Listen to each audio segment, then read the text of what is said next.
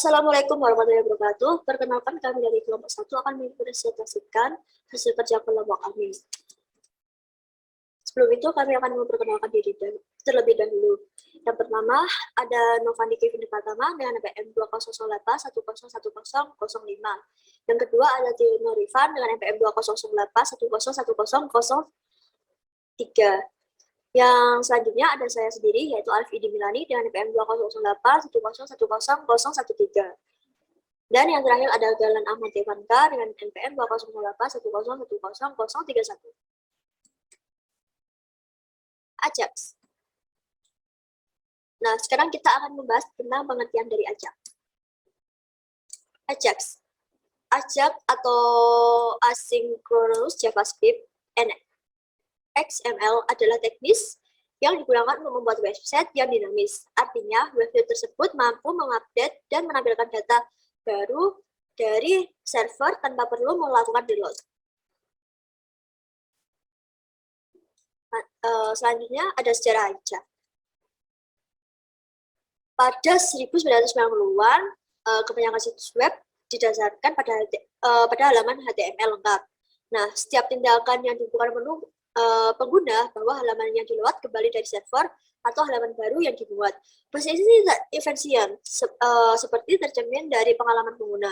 Semua konten setiap halaman menghilang, kemudian muncul kembali, dan lain-lain. Sekali halaman reloaded disebabkan oleh perubahan parsial. Semua konten harus dikirimkan kembali, bukan hanya informasi yang berubah. Hal ini dapat menempatkan beban bahwa tambahan pada server dan menggunakan bandwidth yang berlebihan. Nah, Ajax ini pembuatannya isinya yang pertama kali membuat menjadi praktis ketika yaitu update Java diperkenalkan pada versi pertama yaitu dari bahasa Jawa pada tahun 1995. Ini memungkinkan dikompilasi kode client-side untuk memuat data asinkronus dari server web setelah halaman web dimuat. Pada tahun 1996, Internet Explorer memperkenalkan elemen in-frame untuk HTML yang juga memungkinkan beban asinkron. Pada tahun 1999, Microsoft dimanfaatkan teknologi iframe untuk dinamis update berita dan harga saham pada halaman default untuk Internet Explorer atau http home.microsoft.com. Pada tahun 1999, Microsoft menciptakan XML HTTP Control Active X di Internet Explorer 5 yang kemudian diadopsi oleh Mozilla, Safari, Opera, dan Browserwise sebagai objek JavaScript XML HTTP request. Microsoft telah mengadopsi model asli itu pada Internet Explorer 7. Meskipun versi ActiveX masih didukung, pemanfaatan permintaan latar belakang HTTP ke server dan teknologi asynchronous web tetap cukup jelas dan sampai mulai muncul dalam aplikasi skala penuh online seperti Outlook, Web Access pada tahun 2000 dan Outpost pada tahun 2002. Dan kemudian Google membuat penyebaran yang luas dari Ajax dengan Gmail 2004 dan Google Maps pada 2005. Nah, Ajax istilah ini diciptakan pada tanggal 18 Februari 2005 oleh James Garrett pada sebuah artikel yang berjudul Ajax, yaitu pendekatan baru untuk aplikasi web. Berdasarkan teknik yang digunakan pada halaman web Google, pada tanggal 5 April 2006, WWW Consortium atau W3C merilis spesifikasi draft pertama untuk objek XML HTTP request dalam upayanya untuk menciptakan standar web resmi. Nah, selanjutnya adalah fungsi Ajax. Fungsi yang pertama adalah mengirim dan mengambil data dari server, yaitu Ajax dapat digunakan untuk mengirim pesan ke server lalu mengambil hasil data dari server ke browser. Prinsip ini dikerjakan oleh Ajax ketika proses pengiriman pesan terjadi, maka browser tetap bisa terus digunakan sambil menunggu respon dari server. Lalu selanjutnya, Ajax juga dapat mengupdate tampilan website tanpa harus reload. Sekarang kan semua orang suka hal yang praktis ya. Nah, dengan adanya Ajax, maka pengguna website bisa lebih nyaman mengakses website tanpa perlu berulang kali mereload halaman. Hal ini terjadi karena Ajax hanya mengirimkan sebagian data yang diperlukan untuk proses saja. Lalu Ajax dapat membuat website jadi lebih cepat dan responsif. Dengan adanya Ajax, data yang diperlukan akan direquest ke server, maka proses dari server menjadi lebih cepat dan data bisa langsung dikirim kembali ke browser. Imbas yang dirasakan oleh pengunjung adalah loading website jadi lebih cepat. Jadi pengunjung tidak perlu menunggu lama ketika mengakses fitur website seperti chat, komentar, dan lainnya. Cara kerja Ajax. Cara kerja Ajax yang pertama adalah browser akan memanggil Ajax JavaScript untuk mengaktifkan XML HTTP request dan mengirimkan HTTP request ke server. Nah, XML HTTP request dibuat untuk proses pertukaran data ke server secara asinkron. Nah, selanjutnya server meminta memproses mengirimkan data kembali ke browser. Dan browser nantinya akan menerima data tersebut dan langsung ditampilkan di halaman website tanpa perlu reload atau membuat halaman baru. Cara menggunakan Ajax. Nah, cara menggunakan Ajax itu yang pertama, di mana objek XML HTTP request yang selanjutnya dirujuk sebagai XHR saja dalam kode dan tanpa metode, yaitu merupakan objek inti untuk melakukan operasi Ajax. Nah, pembuatan objek ini pada browser modern cukup mudah dan jelas. Shortcut-nya adalah sebagai berikut. Ada var, XHR, if we know, titik, XML HTTP request, lalu XHR, yaitu new, XHR request, langsung else, alert browser tidak membutuhkan. Jadi, nanti jika browser membutuhkan Ajax, maka bisa. Lalu yang kedua, yaitu mengirimkan perintah ke server dilakukan melalui protokol HTTP yang dapat dipanggil menggunakan metode XHR open dan XHR send dari XML HTTP request. Dengan cara kecuali seperti itu, yaitu XHR open untuk get, parameter get, terus ada HTTP example Ajax, lalu true, dan juga XHR send yaitu null. Nah, setelah saya melakukan inisiasi melalui XHR open, kita dapat mengirimkan perintah ke server dengan menggunakan metode XHR send. Nah, metode XHR send ini dapat menerima satu parameter yang bersifat opsional. Parameter ini berisi data yang akan kita kirimkan ke server. Nah, data yang akan dikirimkan dapat disimpan dalam beberapa jenis objek, yaitu form data, blob, array, buffer view, dokumen, dan DOM string. Nah, jika tidak mengirim data ke server, kita dapat menggunakan parameter atau mengisikannya dengan nilai.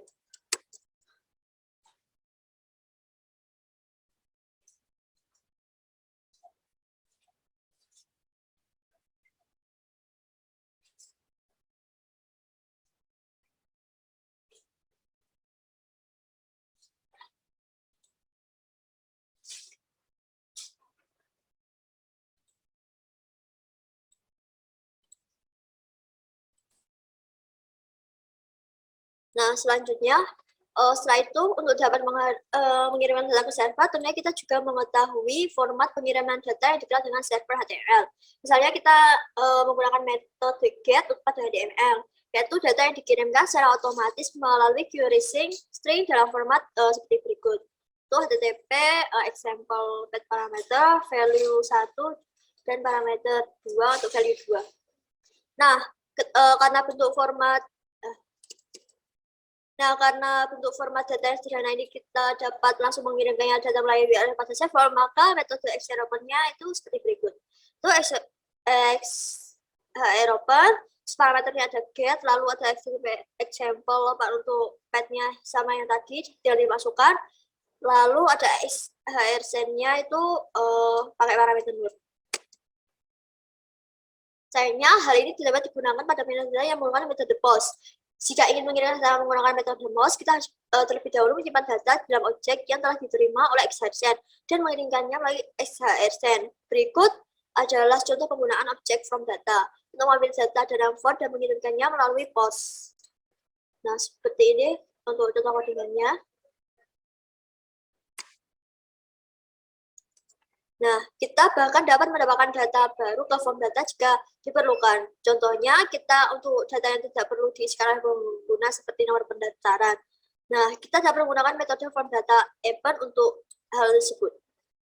Nah, seperti yang dilihat, form data open dari codingan di atas itu dapat menerima dua buah parameter. Parameter yang pertama berisikan nama data yang dikirimkan, dan parameter kedua berisi nilai isi datanya. Nah, setelah dapat mengirimkan data dari perintah ke server, langkah selanjutnya adalah pengembangkan Ajax adalah menerima atau menangani respon dari server akan perintah kita. Untuk melakukan hal ini, kita harus membuat sebuah fungsi baru dan mengikatkan pada XR on ready state change seperti berikut. Nah, karena kita ingin mengambil respon dari server, maka di dalam fungsi respon, kita juga memerlukan cek status SSL ready state dan kemudian melakukan sesuatu jika respon server sudah dapat didapatkan jika operasi selesai. Status yang kita akses langsung seperti berikut.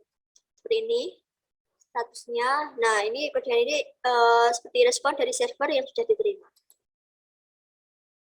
Nah, setelah memastikan server memberikan respon sepenuhnya, kita masih harus memastikan server tidak mengembalikan pesan kesalahan. Status keberhasilan atau kesalahan dari server HTTP dikomunikasikan pada klien melalui HTTP status code. Contohnya, jika server sukses menjalankan perintah tanpa masalah, kita akan diberi kode 200.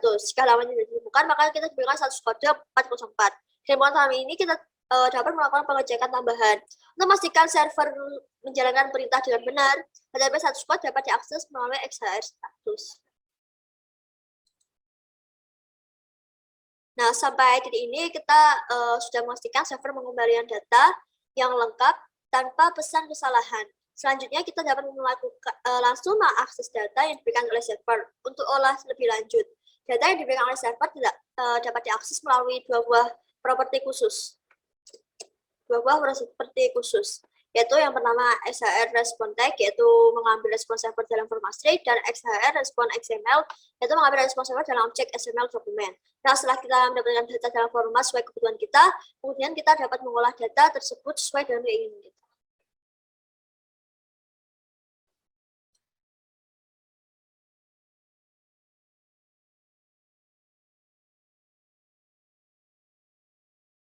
Oke, selanjutnya kita masuk ke materi jQuery.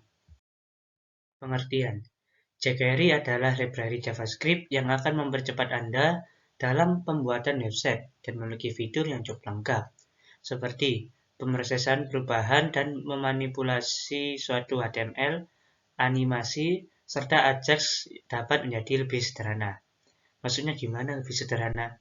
Mari kita cek selanjutnya. Nah, ini ada beberapa fungsi jQuery yang telah dirangkum. Yang pertama, mempermudah pencarian, penyeleksian, melakukan manipulasi elemen-elemen DOM pada JavaScript. Yang kedua, melakukan tugas dan pendefinisian fungsi event callback yang dapat dilakukan dengan mudah. Cukup satu langkah pada satu lokasi di dalam kode. Hal inilah yang merupakan paradigma pada penanganan event oleh JavaScript. Selain menjadi library, jQuery pada JavaScript juga digunakan sebagai fade-in atau fade-out ketika menentukan visibilitas elemen dan memunculkan berbagai animasi dengan manipulasi properti CSS yang lebih mudah diwujudkan. jQuery sejarah. Nah, John Ritchie merupakan otak di balik jQuery. Karyanya ini pertama kali diumumkan di NYC Barcamp pada awal tahun 2006. Dan peluncurannya berada di bawah dua lisensi, yaitu MIT dan GPL. Nah, dia menciptakan jQuery ini karena tidak puas dengan library yang saat itu tersedia dan merasa bahwa seharusnya framework tersebut itu bisa jauh lebih baik dan mengurangi sintaksis fluff. Dan penambahan kontrol khususnya tindakan-tindakan yang bersifat umum. Kemudian, para pengembang itu datang untuk membantu menyempurnakan library ini. Dan akhirnya berhasil rilis stabil pertama dari jQuery versi 1.0 pada tanggal 2006. Sejak saat itu, jQuery telah berkembang ke versi 1.7.1 dan telah mempunyai plugin yang banyak. Sebuah plugin adalah eksistensi dari jQuery yang bukan bagian dari library inti. Fitur-fitur jQuery. Nah, di sini ada rangkuman beberapa fitur dari jQuery ya. Yang pertama ada penyeleksian elemen-elemen DOM seperti tadi di fungsi menggunakan selektor engine bernama Sizzle. Yang kedua, manipulasi HTML atau DOM. Yang ketiga, memanipulasi CSS. Yang keempat, animasi dan efek. Yang kelima, Ajax. Yang keenam, HTML event methods. Yang ketujuh, penambahan eksistensi melalui plugin. yang ke-8 penguraian JSON, dan yang ke-9 class browser.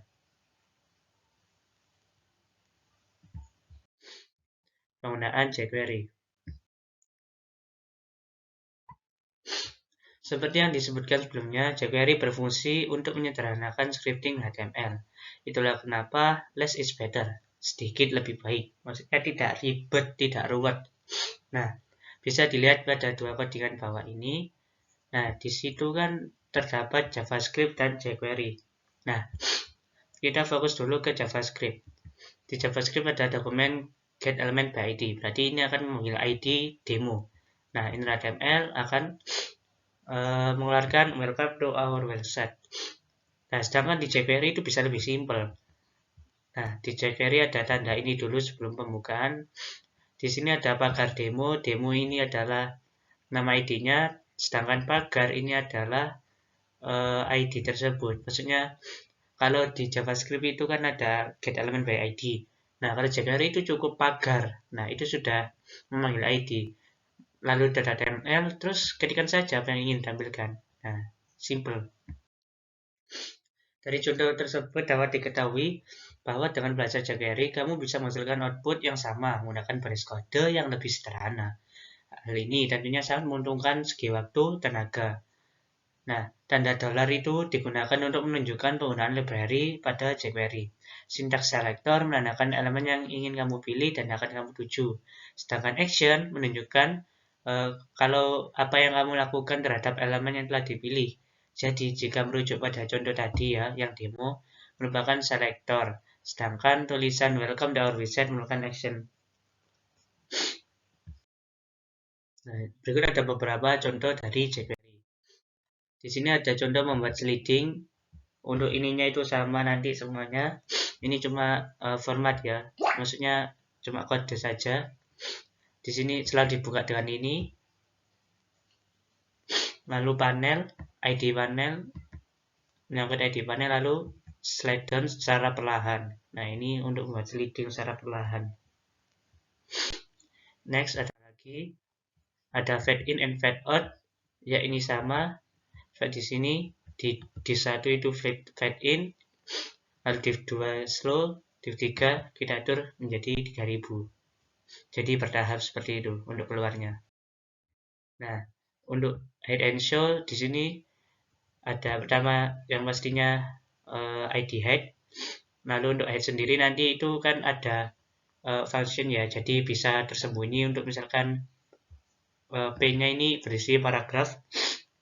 Nah, itu paragrafnya akan tersembunyikan. Lalu di show ini bisa tampil kembali. Nah, untuk pembuatan animasi juga langsung saja div animate, misalkan left 250 pixel.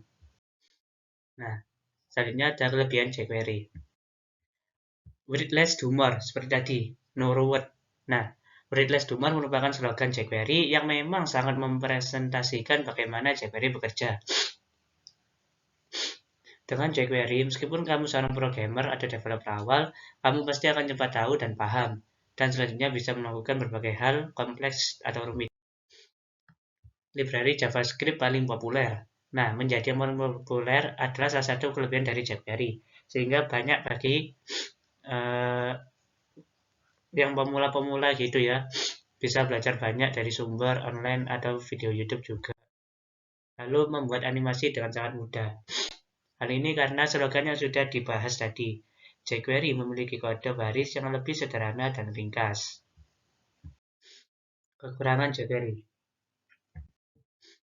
Di samping keunggulan tadi ya, ada beberapa kekurangan, yakni perangkat lunak atau open source terkadang mempunyai beberapa masalah. Hal ini dikarenakan tidak ada standar yang mengatur. Yang kedua, sudah banyak jQuery yang tersedia sehingga ada beberapa versi yang tidak kompatibel. Terus yang terakhir ada jQuery menyediakan fitur lightweight interface. Nah, mungkin saja itu pada fitur ini ya terjadi beberapa permasalahan di kemudian hari. Kesimpulan. Nah, jQuery adalah library yang cukup populer dan dapat mempermudah Anda untuk menggunakan JavaScript. Anda dapat memanfaatkan library ini untuk mempermudah proses pengembangan aplikasi web.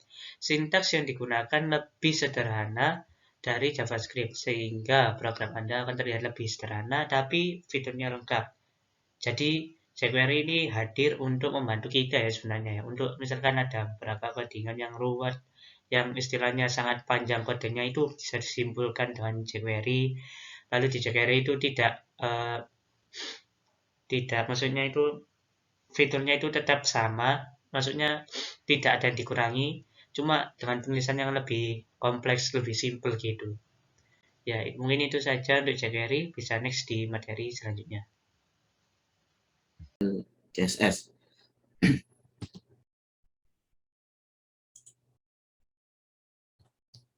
jQuery selector ini adalah jQuery selector digunakan untuk menemukan atau memilih elemen HTML berdasarkan nama, ID, kelas, tipe, atribut, nilai atribut, dan banyak lagi yang lainnya. Ini didasarkan pada CSS selector yang ada. Dan selain itu, ia juga memiliki beberapa pemilihan custom dari jQuery selector sendiri. Nah, untuk semua penulisan selektor jQuery ini dimulai dengan tanda dolar dan tanda buka kurung seperti ini. Jadi ada tanda dolar, lalu di dalamnya ada selektornya, yaitu nama, ID, kelas, tipe, atribut atau nilai atribut atau yang lainnya. Untuk contohnya, untuk lebih jelasnya di slide selanjutnya. Nah, berikut ini contoh penulisan untuk jQuery selector, di mana untuk script yang saya gunakan ini ada script untuk function button, di mana dipilih di sini ada function button. Ketika diklik, maka jQuery akan melakukan metode, yaitu menghilangkan dari selektor P, di mana P ini ada atribut P ya, atribut paragraf. Lalu nanti jQuery ini akan menghilangkan atribut P. Seperti yang contoh hasilnya di sini ada H1 dan di sini ada 2 paragraf. Jadi ketika tombolnya diklik, maka dua paragraf tersebut akan hilang seperti gambar di samping kanannya. Selanjutnya ada jQuery selector ID, di mana selector ID ini digunakan untuk memilih ID yang terdapat di HTML. Tentunya kita ketika menulis HTML pasti ada spesifikasi mengenai ID seperti itu. Nah, untuk contohnya scriptnya seperti ini, ada HTML head dan script, ada script jQuery, terus ada di sini saya spesifikasikan untuk P ada ID yaitu test. Jadi untuk penulisannya, jQuery ketika mengambil dokumen dan membaca dokumen dan lalu lakukan function, ada button. Ketika button ini diklik, maka akan menjalankan fungsi jQuery akan mengambil nilai tes, nilai ID test, karena ada hash-nya. Ada hash, lalu nama ID-nya. Setelah itu jQuery akan melakukan metode yaitu menghilangkan ID yang punya ID test. Untuk hasilnya seperti ini, ada di sini ada H1 ya, ada this is a heading. Setelah itu ada paragraf, di mana paragraf yang kedua ini diberikan ID test. Jadi ketika diklik, maka paragraf kedua dengan ID test ini akan hilang seperti itu. Setelah itu ada selector class, di mana di sini digunakan untuk memilih class yang terdapat di HTML. Nah, untuk contohnya seperti ini, ada script sama ya. Untuk class-nya, nama class-nya ini juga nama test.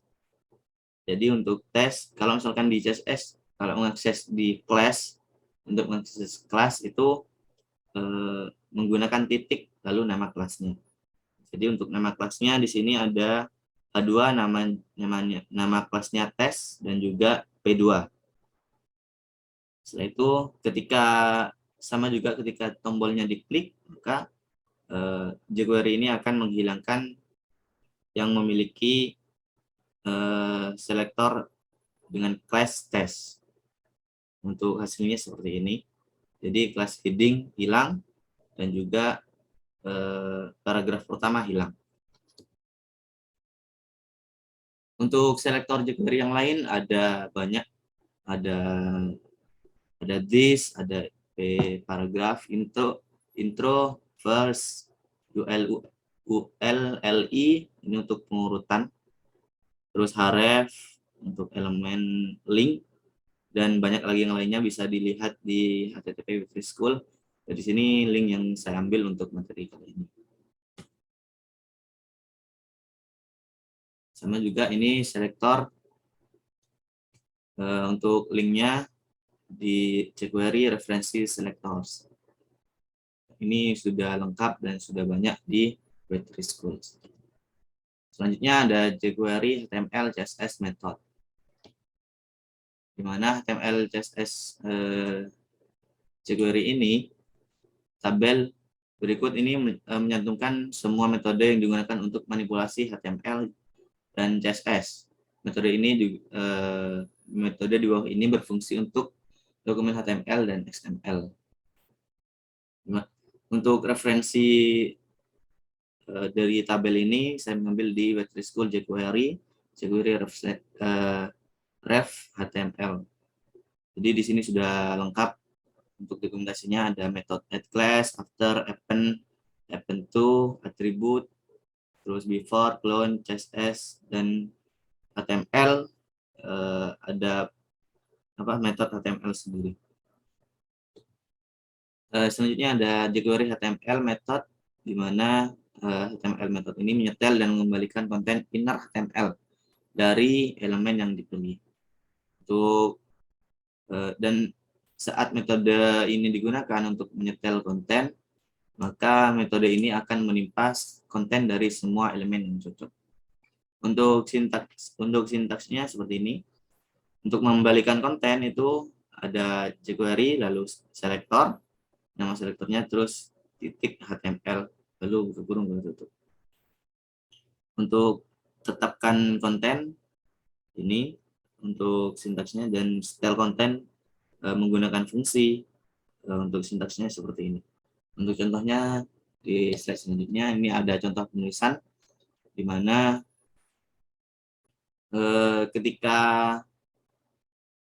ketika saya ada script di sini, ketika user mengklik tombol button, di sini ada tombol button ya,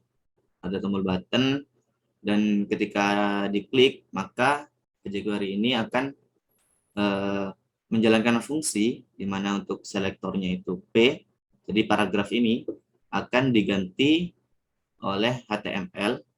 Jadi di HTML langsung di HTML-nya langsung diganti dengan kalimat hello world, seperti itu. Untuk contohnya seperti ini. Jadi ketika ini sudah diklik, maka dua paragraf ini akan diganti langsung oleh jQuery dengan kata hello world. Setelah itu ada jQuery empty method.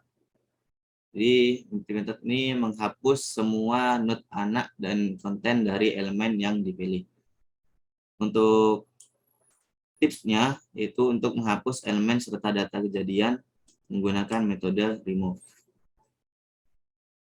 Lalu untuk sintaksnya seperti ini, cukup sederhana, ada dollar, suruh selektor, setelah itu ada empty. Nah, selanjutnya ini contoh untuk selektor jQuery empty method maksudnya. Jadi di sini ada div ya, div dengan tinggi 100 pixel dan background colornya itu kuning, dimana di dalamnya juga ada paragraf dan ketika tombol ini dijalankan maka jQuery ini akan berjalan. jQuery ketika memilih buttonnya diklik, lalu menjalankan fungsi bahwa div yang di dalam div akan dihilangkan, seperti itu, akan dikosongkan. Nah, jadi di dalam kotak ini ada dua paragraf. Jadi ketika tombolnya diklik, maka dua paragraf itu akan hilang. Jadi tapi ketika kita mau menghapus elemen serta data dan kejadiannya, maka dianjurkan untuk menggunakan metode remove. Jadi untuk tulisannya bisa dilihat di referensi Vetri School itu. Selanjutnya ada jQuery text method. Ini ketika metode ini digunakan untuk mengambil konten, metode ini mengembalikan konten teks dari semua elemen yang cocok pada markup HTML akan dihapus. Untuk sintaksnya seperti ini, kita langsung ke contohnya. Contohnya seperti ini, di mana saya punya button, itu ada 2 paragraf dan 1 heading. Nah, untuk metodenya di sini ketika button diklik, maka akan menjalankan fungsi bahwa jQuery ini akan memilih tag P dan tag H1, lalu jQuery akan mengubah teksnya menjadi hello world. Jadi di sini berbeda dengan yang tadi, yang HTML. Jadi ini lebih dispesifikasikan dengan teksnya seperti itu. Jadi kalau misalkan ini ada 2 paragraf dan 1 heading, this is paragraph, lalu ketika tombolnya diklik, maka 2 paragraf ini dan 1 heading akan berubah kata menjadi hello world. Setelah itu ada jQuery attribute method, sama juga ini ketika metode ini digunakan untuk mengembalikan nilai atribut, metode ini mengembalikan nilai elemen yang cocok pertama. Jadi untuk sintaksnya, untuk mengembalikan nilai ada selektor, lalu attr,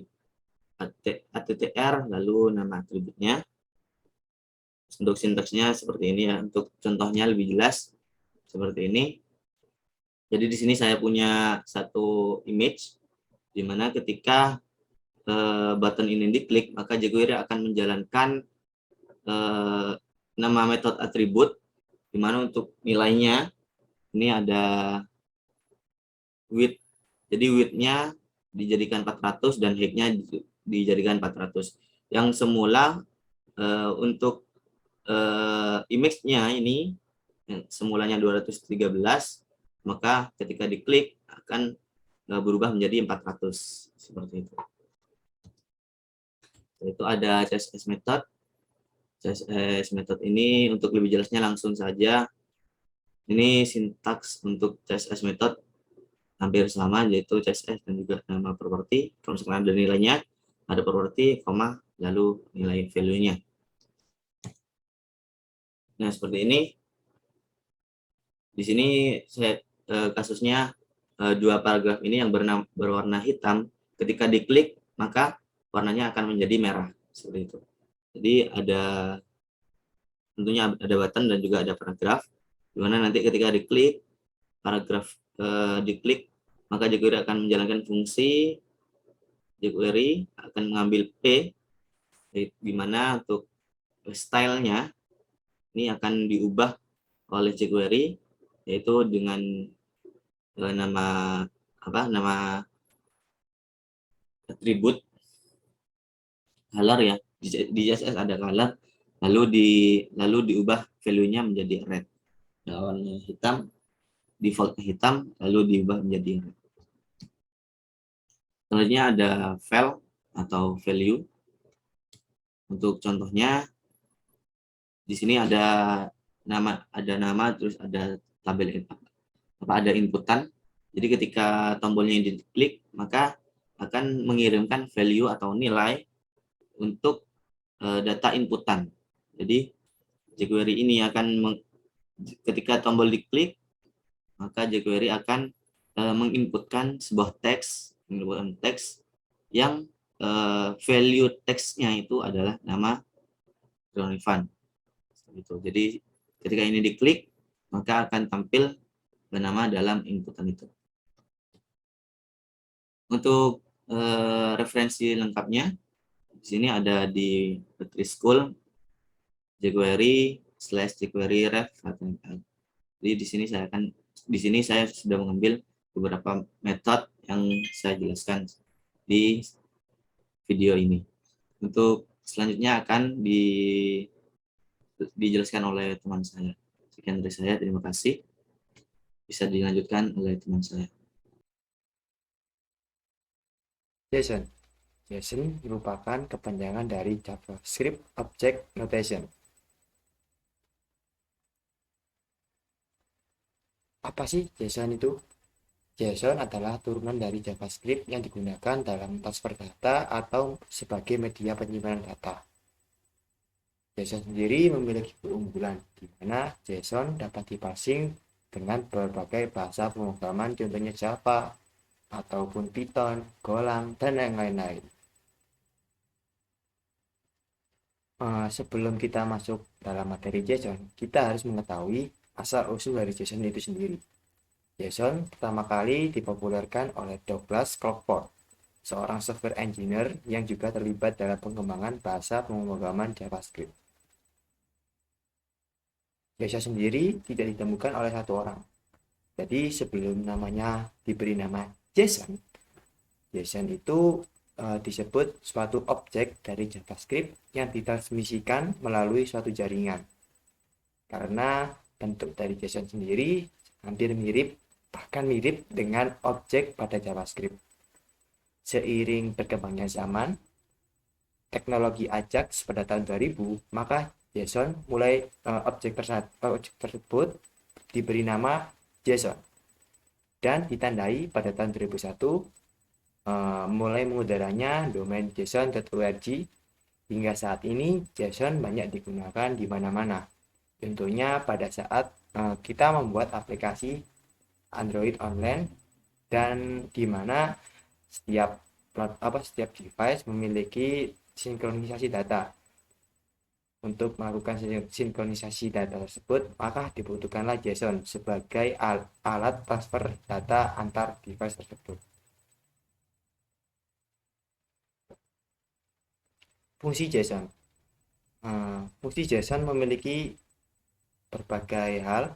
Yang pertama adalah JSON dapat digunakan sebagai format untuk bertukar data klien dengan server atau antar aplikasi. Contohnya adalah RESTful API. Dalam pembuatan RESTful API biasanya memiliki respons berbentuk JSON, sehingga klien hanya perlu meparsing data respon tersebut. Lalu yang kedua ada JSON sebagai media menyimpan data. Contohnya adalah database MongoDB, di mana database MongoDB merupakan database yang berbentuk dokumen atau NoSQL. Lalu yang ketiga adalah JSON digunakan untuk menyimpan konfigurasi project. Contohnya adalah file pada composer.json pada project PHP ketika kita menggunakan Composer dan menginstal library, atau pada saat kita menggunakan Node.js ada namanya package.json, di mana juga untuk menyimpan modul-modul yang kita pakai pada project kita, dan masih banyak lagi. Nah, lalu JSON ini bukan satu-satunya teknologi yang digunakan untuk mentransfer data. Ada pula namanya XML, di mana bentuknya hampir mirip dengan HTML. Dia terdiri dari open tag lalu dikasih close tag. Di antara tersebut ada value atau datanya. Nah, untuk kemiripan dari JSON dan XML adalah yang pertama, baik JSON ataupun XML bersifat hierarki atau nilai dalam nilai. Jadi saya tunjukkan di sini ada nilai, dan juga di dalamnya bakal ada nilai juga. Di dalamnya juga akan ada nilai juga. Sama seperti XML di sini. XML di sini memiliki key, parts, di dalam parts memiliki key lagi, part, di dalam part lagi ada ID baru ada value-nya. Jadi dia bersifat hierarki dari atas ke bawah seperti itu, dan bisa diturunkan. Lalu baik JSON dan XML dapat diuraikan dan digunakan oleh banyak bahasa pemrograman. Jadi selain JSON, XML juga dapat digunakan dalam bahasa pemrograman lainnya, contohnya Java, Python, Golang, dan lain-lainnya. Lalu yang ketiga baik JSON dan XML dapat diambil menggunakan XML HTTP request atau AJAX. Nah, lalu perbedaan JSON dan XML. JSON tidak menggunakan tag penutup. Nah, maksudnya di sini, misal kita lihat di sini, JSON tidak menggunakan tag penutup, melainkan menggunakan tag Kurowa sebagai open dari objek dan tag kurung persegi sebagai array pembuka dan penutup dari array. Selain itu selain tidak menggunakan tag penutup, JSON juga lebih pendek, di mana terlihat pada di sini XML sebelah kanan memiliki data yang lumayan sedikit namun sudah menghabiskan baris yang begitu banyak. Namun di sebelah kiri, JSON yang memiliki berbagai data yang lebih kompleks, dia sintaksnya lebih sedikit, sehingga pembacaan atau parsing datanya lebih cepat dan tidak terlalu lama seperti XML. Nah, lalu di sini juga sudah ada JSON lebih cepat untuk membaca dan menulis. Hal itu disebabkan karena JSON lebih pendek dan dia tidak terlalu rumit seperti XML. Lalu yang keempat, JSON dapat menggunakan array. Jadi JSON dapat value-nya dapat berubah menjadi array. Lalu mengapa sih JSON lebih sering digunakan pada saat ini? Karena JSON lebih baik daripada XML. XML jauh lebih sulit untuk diurai daripada JSON. JSON dapat diurai menjadi objek JavaScript yang siap digunakan. Hal ini dikarenakan XML memerlukan suatu parser XML, sedangkan JSON cukup kita memanggil fungsi pada JavaScript, maka JSON akan dikonversi menjadi objek pada JavaScript.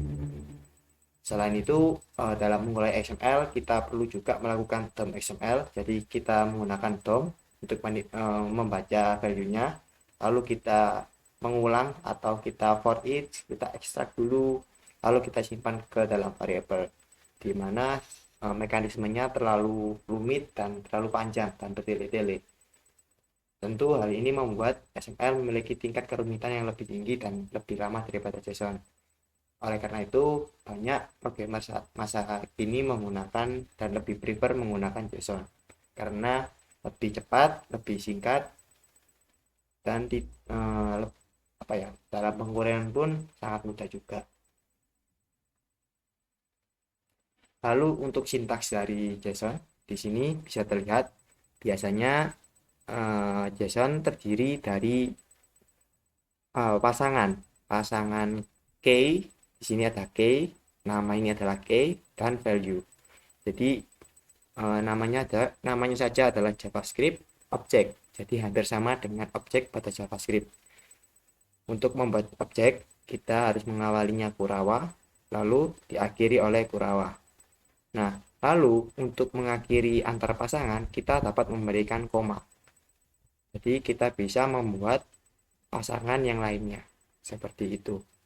Selain itu, kita juga bisa membuat array atau banyak data dengan cara diawali oleh kurung persegi dan diakhiri oleh kurung persegi. Aturan sintaks JSON. Sintaks JSON berasal dari sintaks notasi objek JavaScript. Jadi terdiri dari yang pertama, data dalam pasangan nama atau nilai, key atau value. Seperti ini, key atau value. Biasanya berupa seperti itu. Lalu data dipisahkan dengan koma. Jadi setiap data seperti ini, objek ini, kita bisa menambah data lagi di bawahnya dengan cara dipisahkan dengan koma. Lalu untuk pemisah antara key dan value, kita menggunakan titik 2. Lalu kurung kurawal untuk menahan objek atau benda. Jadi seperti ini, kurung kurawal ini untuk digunakan untuk menahan objek. Jadi untuk mengawali dan mengakhirinya. Sedangkan array menggunakan kurung persegi. Nah, ini adalah kurung persegi. Jadi array menggunakan kurung persegi. Seperti itu. Catatan, key JSON berada di sebelah kiri, tanda titik 2. Key perlu dibungkus oleh tanda tanda petik 2 seperti ini, petik 2, key, petik 2, dan dapat berupa string apapun yang valid. Di dalam setiap objek, key haruslah unik. Jadi kita tidak bisa menggunakan key yang sama dalam suatu objek. Nah, contohnya seperti ini. Misal di sini sudah saya definisikan key nama. Ketika saya sudah beri koma, lalu saya definisikan nama lagi, maka akan terjadi error karena key-nya sama.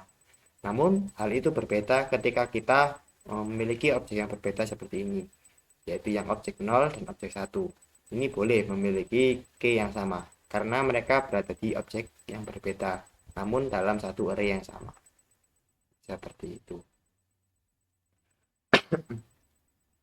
Key ini dapat memiliki spasi, jadi bisa diberikan spasi untuk penamaannya, misalnya first spasi name.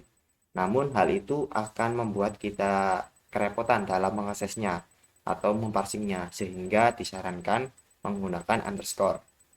Seperti pada ini, first underscore name. Jadi nanti ketika parsingnya lebih mudah daripada menggunakan spasi. Lalu value pada JSON di sebelah kanan tanda petik 2 yang terdiri dari beberapa tipe dasar, yaitu yang pertama string, yang kedua number, yang ketiga objek, yang keempat array, yang kelima boolean, yang keenam null. Tipe data JSON string. Nah, JSON dapat membuat value-nya berupa string. Contohnya adalah di bawah. Syaratnya adalah string tersebut harus dibungkus oleh petik 2. Contohnya name petik 2 John. Sedangkan John harus dibungkus oleh petik 2. Lalu tipe data selanjutnya adalah number atau angka. Pada JSON, value juga dapat berupa angka. Nah, angka di sini harus bilangan bulat ataupun desimal. Jadi contohnya adalah weights, misalnya beratnya adalah 30,1, hex 173. Nah, untuk penggunaan koma atau desimal di sini menggunakan titik, jangan menggunakan koma karena nanti akan membuat JSON bingung antara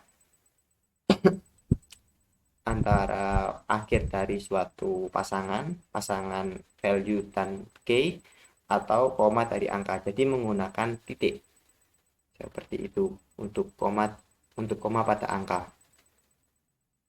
Lalu ada tipe data JSON objek. Value pada JSON dapat berupa objek sehingga terbentuk nested object. Jadi di sini misalnya saya memiliki objek pegawai, di mana objek pegawai tersebut memiliki objek yang lain. Contohnya adalah nama, age, umur, atau kota. Jadi kita bisa mendefinisikannya dengan cara key.2 kurung kurawa, lalu di dalamnya kita definisikan objek dan value, key dan value-nya seperti itu. Lalu tipe data array. Selain objek, JSON value-nya dapat diisi menggunakan array. Contohnya di sini saya memiliki employee yang banyak atau pegawai yang banyak. Oleh karena itu saya akan membuat objeknya key-nya berisi value array. Maka caranya cukup menggunakan key.2 terus kurung buka persegi, datanya koma, lalu tutup kurung persegi. Seperti definisi array pada JavaScript. Selain itu, pada JSON juga dapat digunakan boolean. Jadi boolean sendiri berisi true atau false. Biasanya dapat digunakan sebagai pengecekan status, apakah barang sudah terjual atau tidak, seperti itu. Nah, contohnya adalah status true. Lalu selanjutnya adalah null. JSON juga dapat bernilai null. Misalnya di sini adalah nama tengah null. Kan kebanyakan orang-orang tidak memiliki nama tengah, yang adanya nama depan dan nama belakang. Oleh karena itu, biar tidak ada nama tengahnya, kita isi null. Jadi datanya tidak akan keluar, hanya keluar null. Seperti itu. Nah, lalu bagaimana sih JSON itu dapat digunakan menjadi JavaScript object? Nah, untuk studi kasusnya, di sini saya menggunakan OpenAPI dari KBBI. Untuk URL-nya dapat tertera pada PPT.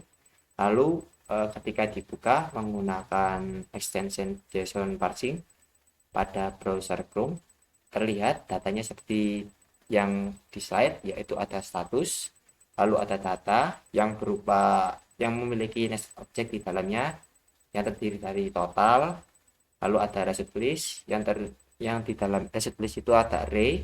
Nah, array itu terdiri dari beberapa objek.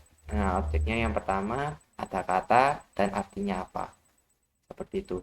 Nah, JSON ini dapat kita parsing menjadi JavaScript object dengan cara menggunakan fungsi JSON parser. Nah, untuk mengambil datanya kita menggunakan Ajax, seperti itu. Nah, untuk code-nya ada pada slide di sini. Pertama kita buat dulu Ajax-nya. Ketika dia onload, di sini kita parsing response-nya, lalu kita masukkan dalam suatu variabel. Lalu kita coba untuk tampilkan dengan cara berbentuk tabel dengan cara console.tabel. Jadi nanti kita menginginkan data tersebut akan ditampilkan berbentuk tabel di konsol. Maka akan terlihat seperti ini. Nah, terdiri dari status dan data, di mana data terdiri dari array juga.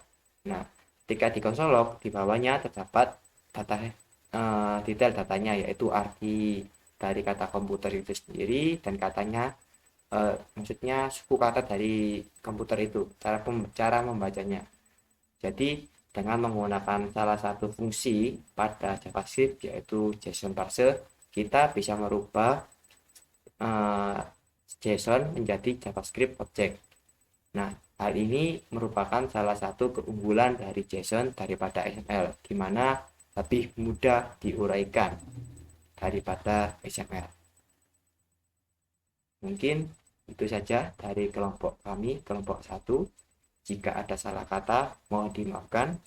Wassalamualaikum warahmatullahi wabarakatuh.